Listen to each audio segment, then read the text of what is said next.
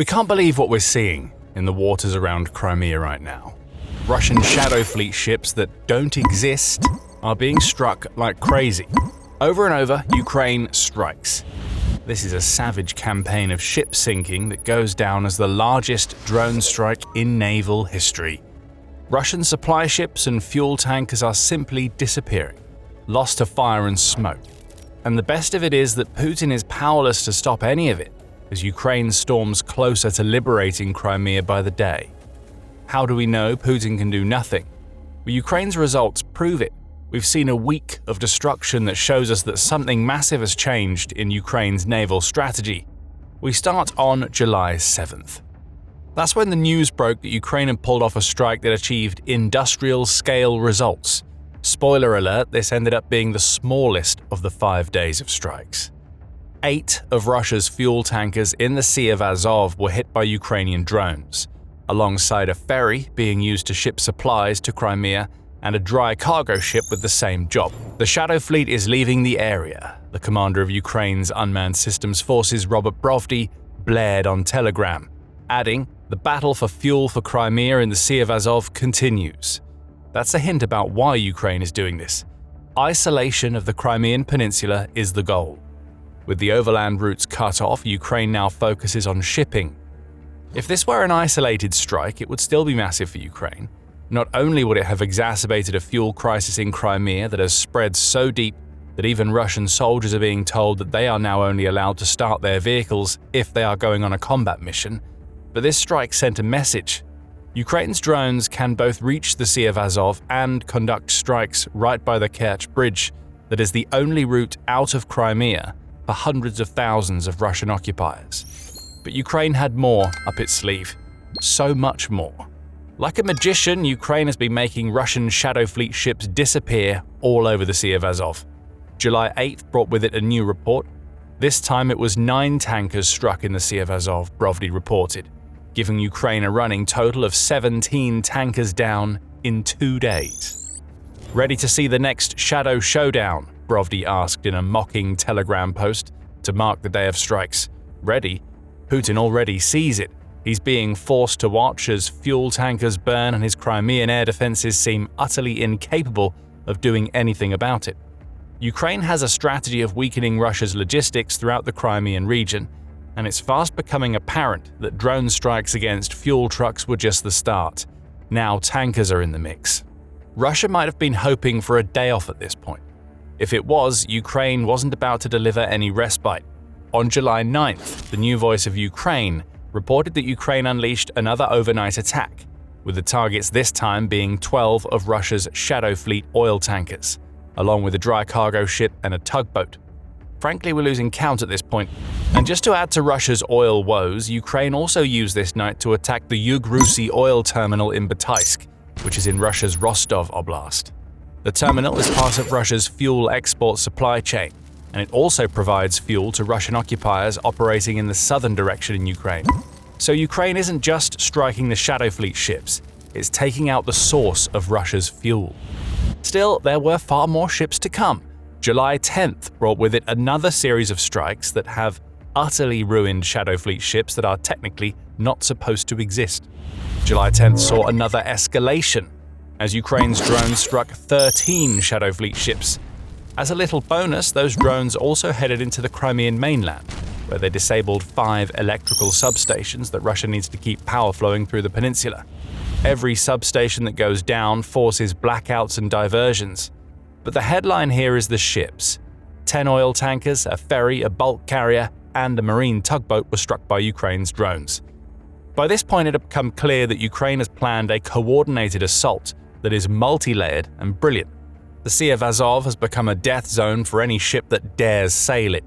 During the same 24 hours of the July 10th Azov strikes, Ukraine's drones also hit 1,660 other enemy targets and eliminated 426 soldiers. All of this builds on a campaign targeting the roads, bridges, and highways that feed into Crimea, a campaign which has forced Russia to cut on-land military cargo traffic by 71%, according to Brovdy. Bewildered and befuddled, Russia's occupiers must have been hoping, or practically begging, for the firestorm to stop. It didn't. Ukraine still had the big one up its sleeve. On July 11th, another series of overnight strikes claimed 21 Russian oil tankers in the Sea of Azov region, along with a pair of dry cargo vessels, 4 tugboats, and a specialized vessel. Their shadow tanker fleet is noticeably shrinking, Brovdi said mockingly in his Telegram report. We mean, of course it is. Dozens of ships are being hit by drones. Vessels that lurk in the shadows have been exposed and are now on fire. The July 11th firestorm now stands as the single largest maritime drone operation that Ukraine has pulled off, United 24 media reports. And just as another bonus, Ukraine also kindly took out 53 other military targets across Crimea, as 21 tankers and several other Shadow Fleet vessels burned in the Sea of Azov. Ukraine has found the Crimean off switch, and it's just flicked that switch. How could it get any worse? Putin's Kremlin cronies must have been thinking as they watched the flames spread on their Shadow Fleet ships. Ukraine had the answer on July 12th. That's right, another night of Shadow Fleet strikes. This time, the count was a little smaller than we saw on July 7th. According to the Kyiv Independent, only 14 Shadow Fleet vessels went down, including 10 oil tankers and 4 ferries. Brovdi says these strikes capped a week when Ukraine struck a Russian vessel in the Sea of Azov every 112 minutes. We would say that Russia could finally breathe. We'd probably be wrong about that. We're writing this script on July 13th, and we'd be willing to bet good money that there will be even more strike reports tomorrow, and the next day, and the next. This is a non-stop campaign of Crimean isolation and Shadow Fleet shattering, and we don't even have to just take Ukraine's word for what's happening. There is evidence beyond Brovdi's Telegram declarations. NASA's FIRMS satellites, which track active fires and hotspots, have been highlighting fires all over the Sea of Azov over the last few days. We know what those fires are. They're burning Shadow Fleet ships that have been struck by drones.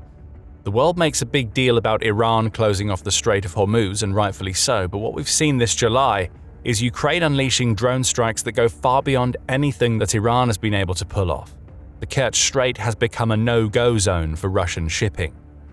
The Shadow Fleet is being shrunk, and every one of the ships that Ukraine is targeting is in a very specific location that links to Ukraine's overall strategy of isolating Crimea.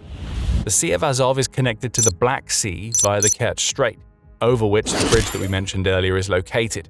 The ships that Ukraine has been hitting transport oil, grain, supplies, and more through the Kerch Strait into the Black Sea and then onto Crimea or the Ukrainian mainland, or vice versa.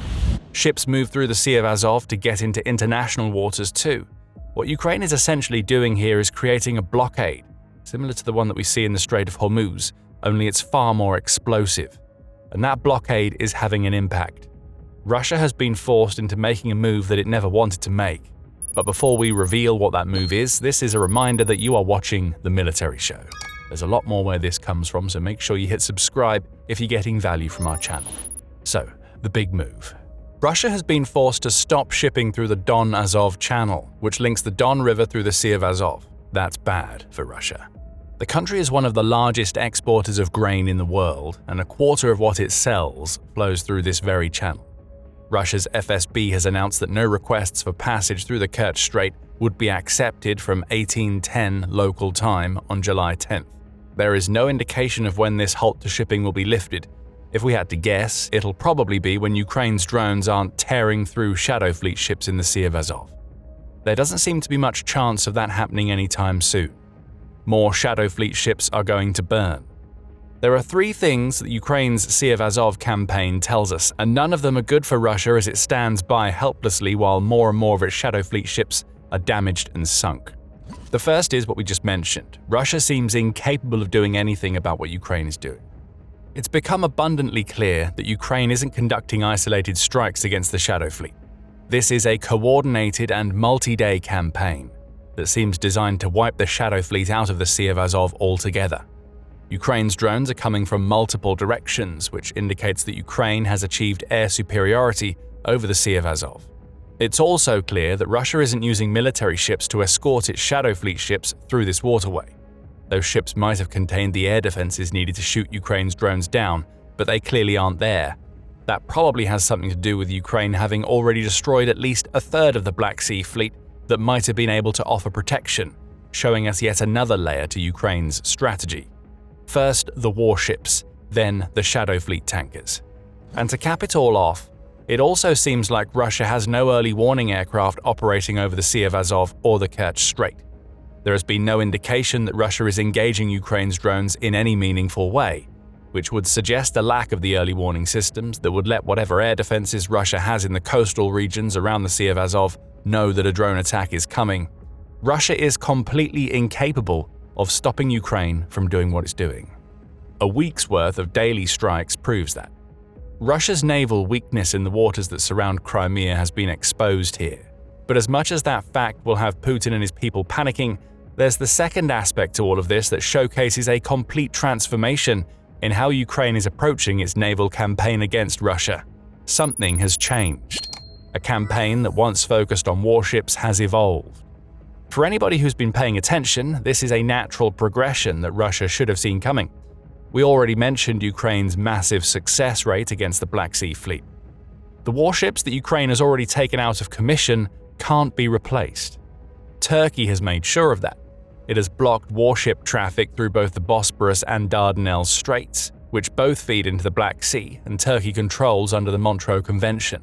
Every time Russia loses a Black Sea Fleet ship, it loses a massive portion of the naval power that Putin needs to project in the Crimean region. The result of all of this is that the Black Sea Fleet has become functionally useless for many of the purposes that it's intended to serve. We see that in the lack of military escorts for the Shadow Fleet ships that we mentioned.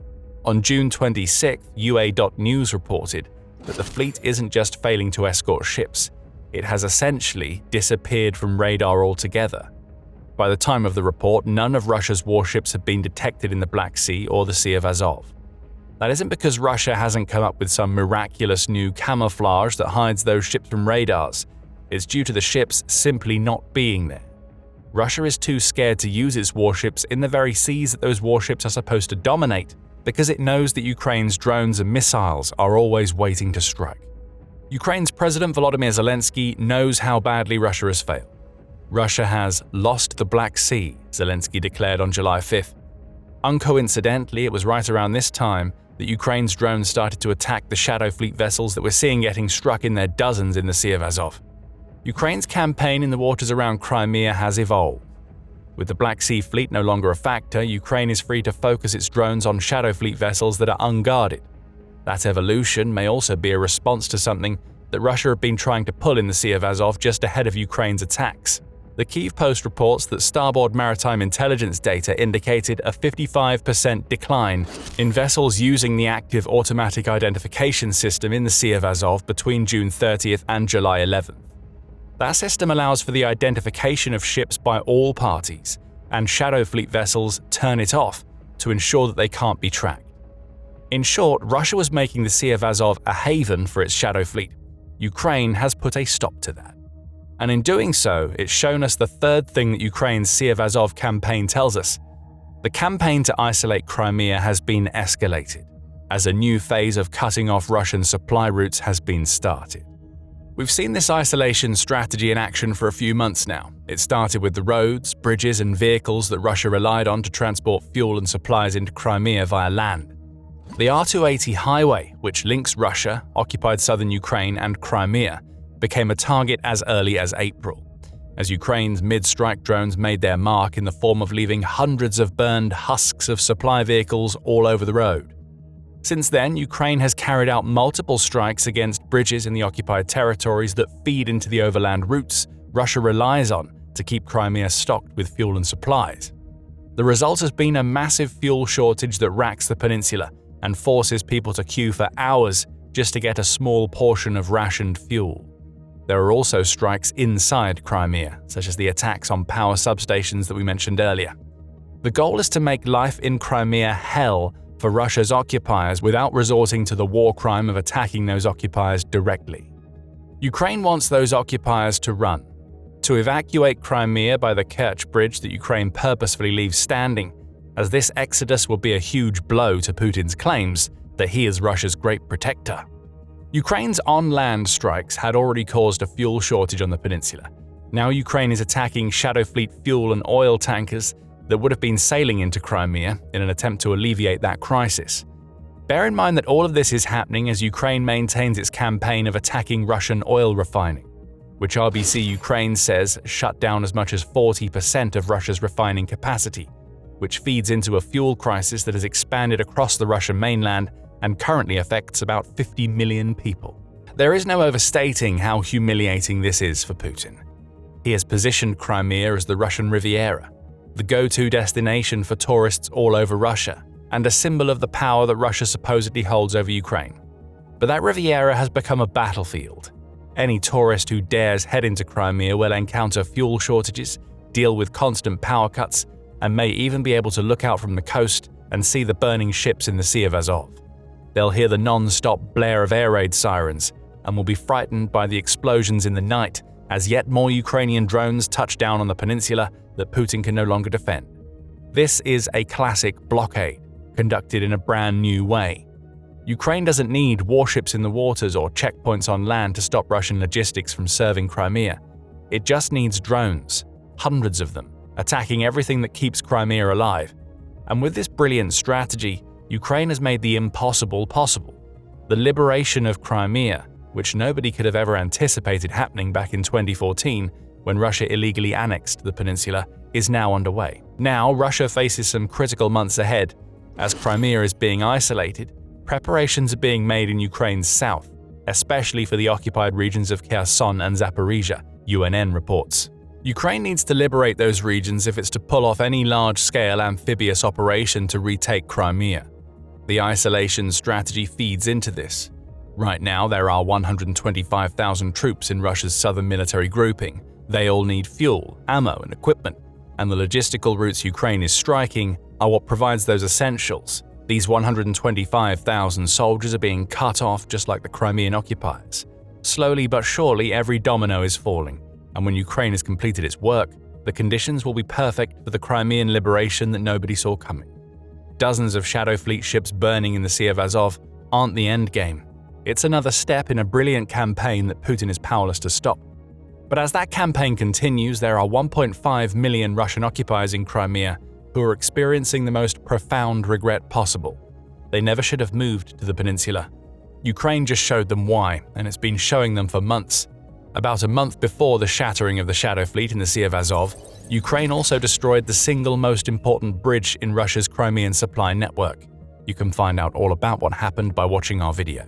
And if you enjoyed this video, hit subscribe and ring the notification bell to keep up with the military show and our tracking of Putin's Crimean catastrophe. And thank you, as always, for watching.